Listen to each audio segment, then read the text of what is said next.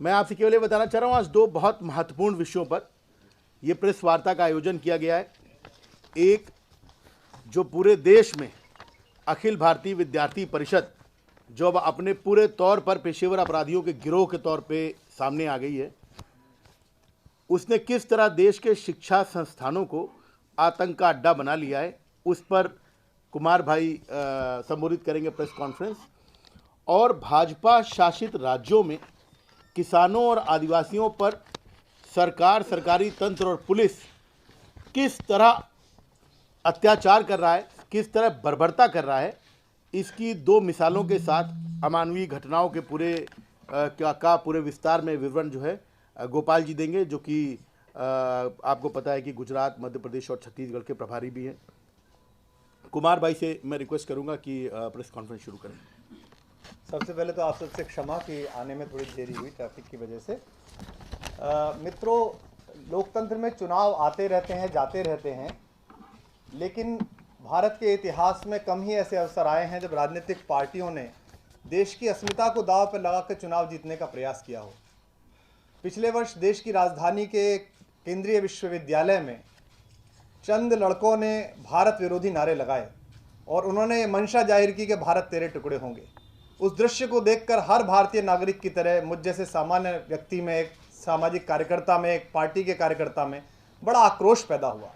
और भारत की पहली राजनीतिक पार्टी आम आदमी पार्टी थी, जिसके राष्ट्रीय प्रवक्ता होने के नाते पार्टी का आधिकारिक स्टैंड मैंने आगे रखा और कहा कि देश के गृहमंत्री और केंद्रीय सरकार को ये जो 4, 5, 6 लफंगे जिनकी नाक दिख रही है, जिनके बाल दिख रहे हैं, जिनका चेहरा दिख रहा है, इन्हें तुरंत पकड़कर जेल में डालना चाहिए। किसी की कैसे हिम्मत हुई कि हिंदुस्तान में रहकर, हिंदुस्तान की धरती पर यहाँ का अन्न खाकर देश की अखंडता के विरुद्ध नारा लगाए। लेकिन उस समय देश की तथाकथित राष्ट्रवादी party Bharatiya Janata party Jammu and Kashmir में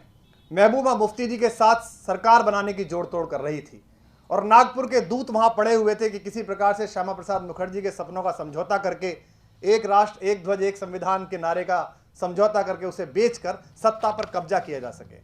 इसलिए उन लड़कों को नहीं पकड़ा गया और आज तक वो दिल्ली पुलिस की गिरफ्त से बाहर हैं। केंद्र सरकार की दिल्ली पुलिस जो सोमनाथ भारती के मूक कुत्ते को पकड़ लाती है,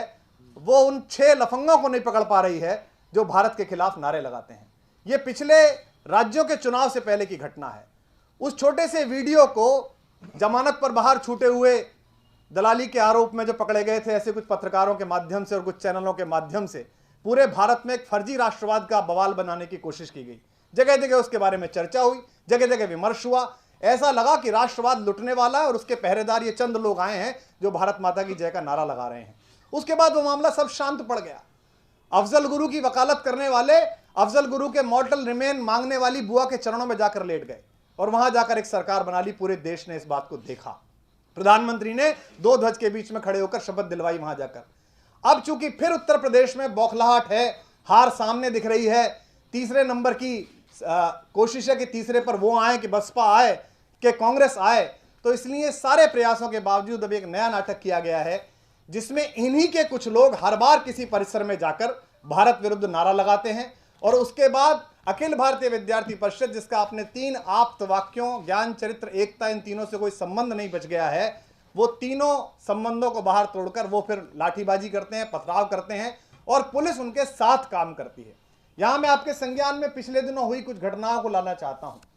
हमारे बॉर्डर से जब भी कभी घुसपैठ हुई, यह भी भारत के इतिहास में पहली बार हुआ कि 40 साल से हम विश्व रंगमंच पर यह कहते रहे कि आईएसआई है जो भारत में आतंकवाद के खिलाफ है, लेकिन यह पहली राष्ट्रवादी सरकार है जिसने अपने ही यहां हमले करवाए जो हुए, उसके बाद आईएसआई को बुला के कहा कि देख लो ठीक से हो पाए कि नहीं हो पाए। पहली बार आईएसआई के अधिकारी भारत में आए और भारत माता के वीर सैनिक सपूत उनकी सेवा में लगा दिए गए।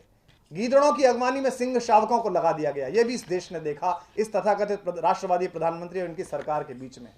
यहां यह आप सबको सूचना है, यह मैं पहला अखबार आपको दिखा रहा हूं जिसमें भोपाल में सिम कार्ड बरामद, मोबाइल कार्ड बरामद, जिसमें एक करोड़ों रुपए के लेन देन का नेक्सस ढूंढा गया है, जहां मध्य प्रदेश भारतीय जनता पार्टी की आईटी सेल का संयोजक,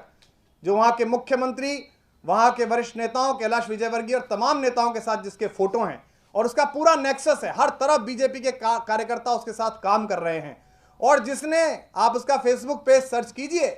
तो जेएनयू में जब नारा लगा तो उस नारे के खिलाफ इसी लड़के ने बहुत सारे लोगों को लेकर एक प्रदर्शन मार्च भी निकाला। यानी कि एक तरफ तो भाजपा के कार्यकर्ता आईएसआई से पैसे लेकर भारत में रक्षा जो ठिकाने हैं उनके नक्शे बेच रहे हैं, उनका सामान बेच रहे हैं, इस देश के सैनिक की हत्या का षड्यंत्र रचवा रहे हैं आईएसआई के साथ मिलकर। और दूसरी तरफ ये छद्म राष्ट्रवादी सड़क पर भारत माता की जय के नारे लगाते हुए तिरंगा आगे लेकर, भाजपा का झंडा आगे लेकर चल रहे हैं। ये सब आपने कवर किया। इस पर पूरी बीजेपी मौन है, इस पर मध्य प्रदेश के सारे नेता मौन है, इस पर जरा जरा सी बात पर बच्चे एग्जाम में सवाल की प्राथमिकता कैसे हल करें, इस पर बोलने वाले प्रधानमंत्री अपनी मन की बातों पर मौन है। ये आपके सामने है। इसी तरह आपने देखा होगा, ये भी एक अखबार है जिसमें आईएसआई एजेंट बलराम जो बजरंग दल का कार्यकर्ता है और बजरंग दल की यूनिट जो इस्तेमाल करता है, आप सब जानते हैं कि बजरंग दल क्या है, किन के लिए काम करता है। ये वही बजरंग दल है जो 14 फरवरी को अपने प्रेम का प्रदर्शन करते हुए या प्रेम का इजहार करते हुए युवा जोड़ों को दौड़ा दौड़ा कर पीटता है और तथाकथित संस्कृति रक्षक इसको जायज ठहराते हैं। इस बजरंग दल के कार्यकर्ता को पकड़ा गया और जिसने आईएसआई के एजेंट के तौर पर काम किया, भारत के रक्षा ठिकानों के नक्शे भेजे, भारतीय सेना का मूवमेंट आईएसआई को भेजा और इसने बताया कि इसके साथ पूरा नेक्सस गुजरात में और मध्य प्रदेश में लोगों का जुड़ा हुआ है। आईएसआई जासूसों से बीजेपी के कनेक्शन का एक और सबूत ये पत्रिका ने छापा है। इसमें वो व्यक्ति भी दिखाई दे रहा है, ध्रुव, जो वहां पर है,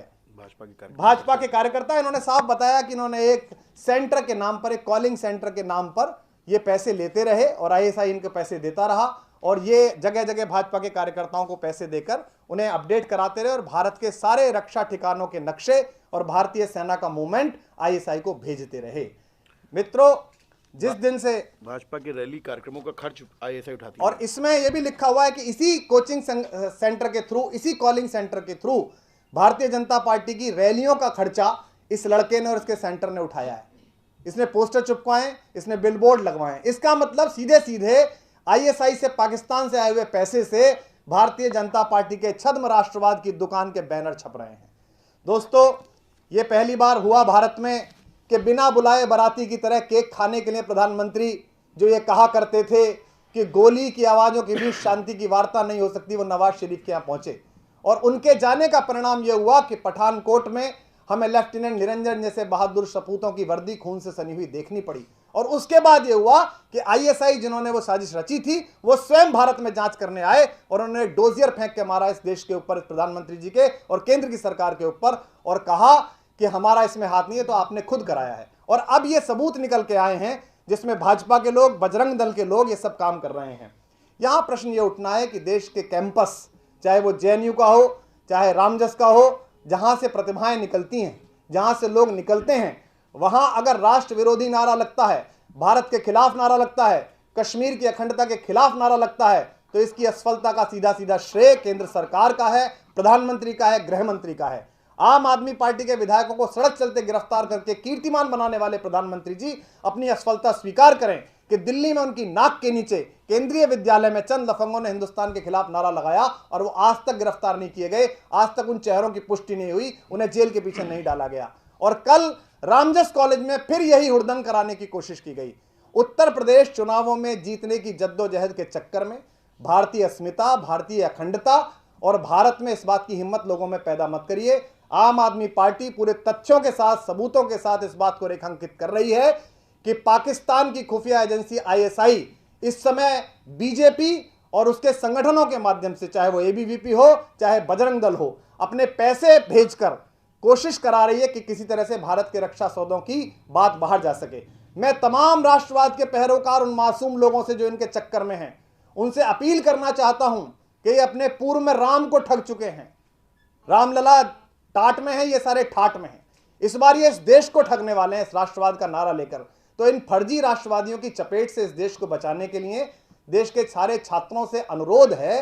कि अगर उन्हें किसी विषय पर बहस करनी है तो वो एक लोकतांत्रिक अधिकार के तहत एक दूसरे को आमंत्रित करके उस पर विचार विमर्श करें, इनके चक्कर में ना आए, चूंकि इनका सारा प्लान पहले से डिजाइंड है कि कौन आईएसआई से चंदा लेगा, भाजपा के बैनर्स के नीचे लेगा, फिर रैलियां कराएगा, फिर चंद लड़के जाकर नारा लगाएंगे भारत माता मुर्दाबाद के, फिर 5-6 लड़के उनको पीटेंगे और फिर ये राष्ट्रवाद के महानायक बनकर सामने आएंगे। तो हम आम आदमी पार्टी की ओर से देश के तमाम जागरूक नागरिकों को जो पॉलिटिकल इंक्लिनेशन के साथ नहीं हैं, उन सब से अनुरोध करते हैं कि वो मतदान का निर्णय अपने विवेक से लें। वो ए को जिताएं, बी को जिताएं, सी को जिताएं, पर उन लोगों को पहचान लें जिन्होंने राम को बेचा और जो अब इस राष्ट्र को बेचने वाले हैं, उनको पूरी तरह से पहचान लें। इन अखबारों को दोबारा दोबारा देखें, इन चेहरों को पहचानें कि बीजेपी की आईटी सेल का संयोजक मध्य प्रदेश का,